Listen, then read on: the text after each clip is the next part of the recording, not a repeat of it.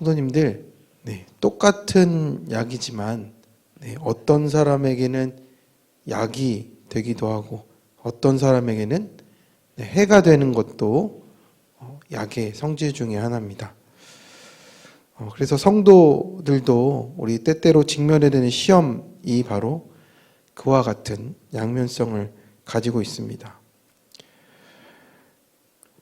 그래서 오늘 본문에서는 이 시험에 대해서 본격적으로 더욱 자세하게 가르쳐주고 있습니다. 야고보서 1장이 시험에 대해서 또 인내에 대해서 얘기를 하는데 오늘은 그 시험에 대한 본격적인 내용이 잘 나타나 있습니다. 그러면 성도들이 받게 되는 시험은 어떤 양면성이 있는 건지 한번 보도록 하겠습니다. 시험이란 주님을 사랑하는 마음으로 잘 통과하면 상을 얻게 되는 그런 약이 될 수 있습니다. 약을 잘 받아 먹은 사람이 그렇다는 것이죠. 그래서 본문 12절의 말씀에 보면 시험을 참는 자가 복이 있고 그리고 옳다 인정하심을 받은 후에 자기를 사랑하는 자들에게 약속하신 생명의 면류관이 있다라고 이렇게 말씀합니다. 이 본문 12절에서 말하는 시험은 테스트라고 말할 수 있는데 하나님이 사랑하시는 그 자녀들에게 내리시는 겁니다. 아니, 시험을 안 주셨으면 좋겠는데 그런 시험이 있다라는 겁니다. 이렇게 시험이 찾아올 때 우리 성도들의 자세는 1차적으로는 참는 것이라고 또 우리 앞서서 3절 4절에 인내라는 말로 이렇게 언급이 되어 있습니다. 그래서 성도가 시험을 당할 때 먼저 첫 번째로 우리가 취하는 자세는 참는 것, 인내라고 할 수 있습니다. 그래서 그렇게 제대로 대응만 할 수 있으면 복이 있게 될 것이다. 또 생명의 면류관을 얻을 것이다. 이렇게 말씀하고 있는 겁니다. 그래서 우리 인간적인 생각으로는 시험과 복이 어떻게 연관이 안 될 것 같은데 그리고 또 세상 사람들의 생각으로는 시험 당하면 재수가 없는 것, 이렇게 운이 없는 것 생각하는데 우리 성도들에게는 그것이 복으로 가는 길이다. 그 통과하는 길이다라고 하는 다른 차원의 생각을 하게 된다라는 겁니다. 그러면 이것이 어떻게 복으로 이어지게 되겠습니까? 말씀해 보니까 이것에 옳다 인정하심을 받는 과정을 통과한다라는 겁니다. 그래서 여기서 인정받다라는 것은 연단되다라는 의미로도 쓰이는 원어의 그런 표현이 있습니다. 그래서 인정받다는 연단되다라는 뜻도 되는 것이고 이 연단을 통과하면 인정을 받는 것이다. 그 테스트에 합격한다라는 뜻이 될 수 있다라는 겁니다. 그래서 시험이란 것은 어떻게 보면은 성도들에게 선택 과목, 안 해도 되는 선택 과목이 아니라 필수 전공인 겁니다. 그래서 필수를 넘어가야 우리가 그 학위를 받잖아요. 그래서 우리 성도들은 이 시험이라는 필수 전공 과목을 넘어가야 복이라는 그런 학위를 딸 수 있다라는 말입니다. 그래서 이 과목을 패스하지 않고서는 우리가 성화를 넘어서 영화의 삶을 살 수가 없는 겁니다. 그러면 이 테스트를 통해서 무엇을 인정받아야 되느냐 보니까 주께서 자기를 사랑하는 자들에게라고 말을 하고 있는 겁니다. 하나님을 사랑한다, 주님을 사랑한다 라고 고백하는 사람들에게 이 내용들이 있다라는 겁니다. 우리가 입으로는 찬송 부르고 또 기도하고 사랑한다고 고백을 하는데 우리가 실제적인 삶에서 그렇게 주님을 사랑하며 살아가고 있는가를 한번 또 우리가 시험을 통해서 알게 된다라는 겁니다. 시험이 닥치면 어떻게 보면 더 분명해질 수 있습니다. 아브라함도 그렇지 않습니까? 자기 아들을 더 사랑하는지 하나님을 경외하는지 테스트하기 위해서 그 시험이 주어졌던 것이고, 또 그것에 인정을 받으면 이 성도가 나를 그렇게 바라보고 있구나, 이렇게 인정하심을 받으면 그 생명의 면류관을 얻을 것이라고 오늘 말씀하고 있는 겁니다.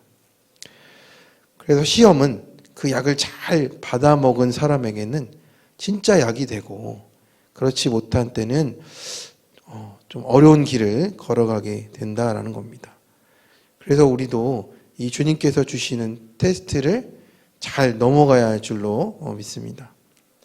그러면 이 시험은 어떤 또 반대적인 측면이 있냐면, 원망하는 마음으로 받아들이면 죄에 빠지고 또 독이 될 수가 있는 겁니다.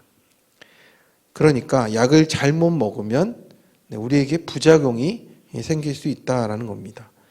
그래서 13절에 보면 사람이 시험을 받을 때 내가 하나님께 시험을 받는다 하지 말지니라고 말을 합니다. 그래서 시험이란 단어는 미혹 또는 유혹이라고 또 해당이 되는데, 여기서부터의 시험이라는 것은 미혹당함으로 생각하면 됩니다. 이 위의 단어와 좀 다르죠. 위에는 이제 테스트인데 여기는 미혹당함이라고 해석이 될 수가 있습니다. 그래서 같은 모습이라고 할지라도 이것을 우리가 테스트가 아니라 미혹당함으로 받아들이게 되면 죄의 유혹에 빠지게 된다라는 겁니다. 그래서 그 잘못된 경우가 무엇입니까? 이 시험이 하나님 탓이다 라고 원망하는 자세로 받아들이면 그것이 우리를 넘어뜨리게 된다라는 겁니다. 우리는 이런 거 있잖아요. 이거 하나님 섭리다, 하나님 뜻이니 어쩔 수 없다, 막 이런 섭리의 교리를 배웠다는 교인들이 하기가 쉬운 생각입니다. 이게 다 하나님이 만들어 놓은 거니까 내가 죄를 지어도 그 탓은 하나님께 있는 거 아니냐라는 논리가 되는 겁니다. 그런데 오늘 본문에서는 그것이 아니다라고 못 박아서 먼저 말을 하고 있는 겁니다. 이것이야말로 개인 시험이 사람에게 줄 수 있는 부작용 중에 부작용인 겁니다.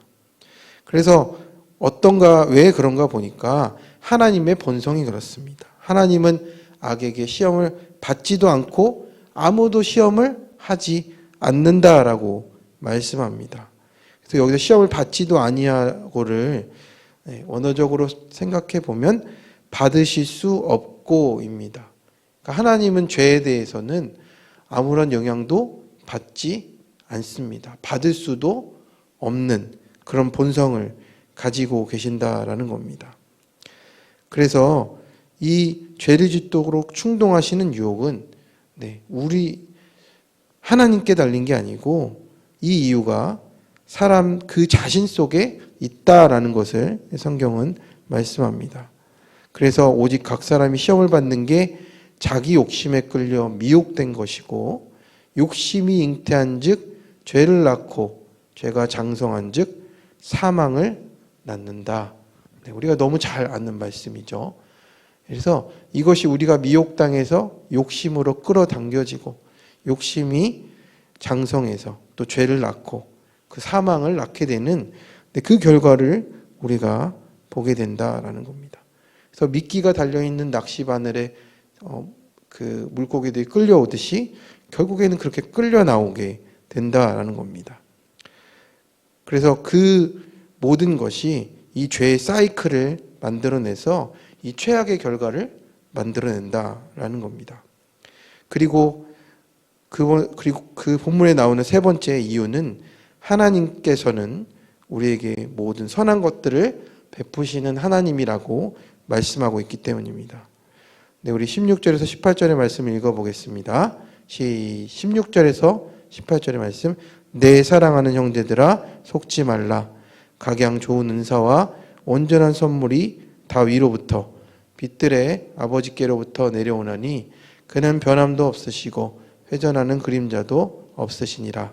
그가 그 피조물 중에 우리로 한 천 열매가 되게 하시려고 자기의 뜻을 따라 진리의 말씀으로 우리를 낳으셨느니라. 아멘. 그래서 형제들아 속지 말라라고 합니다. 그래서 시험을 당할 때 하나님께 책임을 전가하는 어떤 이런 자세는 자신의 악함을 가리려고 스스로 속이는 것밖에 되지 않는다라는 겁니다. 그래서 하나님은 우리의 어떤 것을 행하시는 분이냐? 각양 좋은 은사와 모든 온전한 선물을 주시는 분이라는 겁니다. 여기서 은사라는 것은 좋은 것, 또 선물을 주신다라는 의미이고, 하나님은 그렇게 우리에게 모든 선하고 좋은 것들을 주시는 분이라고 말씀합니다. 그리고 모든 빛들의 아버지이십니다. 그래서 모든 빛, 우리 삶 가운데 비추는 모든 선하고 아름다운 빛들을 비추시는 분이고, 어떤 어두운 일에도 관여될 수 없고 회전하는 그림자조차 없는 그런 빛 자체이신 하나님의 속성을 우리에게 말씀하고 있습니다. 그래서 그 하나님께서 우리를 한 첫 열매, 하나님이 창조하신 것들 중에 가장 선하고 또 아름다운 존재로 우리를 세우시기 위해서 그 첫 열매로 삼으시고 진리의 말씀으로 우리를 낳으신다고 오늘 말씀하고 있습니다.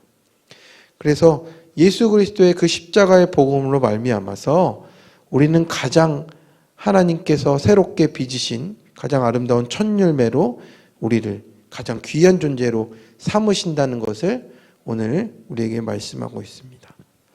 그래서 성도님들, 우리 각자 인생에 꽃 같은 어려움이 닥쳐오더라도 어떻게 소화하느냐, 어떻게 받아들이느냐가 가장 중요한 일임을 오늘 말씀을 통해 알게 됩니다. 같은 시험이라도 테스트로 알고 그 자세를 하나님 앞에 온전케 해서 합격하면 참 좋은 약이 되지만 그것을 미혹으로 당하게 되면 치명적인 독이 된다라는 겁니다.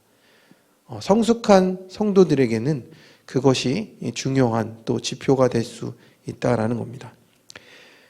성도님들, 우리에게 약으로 주어지는 이 인생의 시험을 당할 때 어찌하든지 주님의 선하심을 의심치 않고 인내로 통과해서 주님을 사랑함으로 인정받고 또 그렇게 하나님께서 주시는 생명의 면류관을 확실히 붙잡는 우리 모든 성도님들 되시길 주님의 이름으로 축원합니다.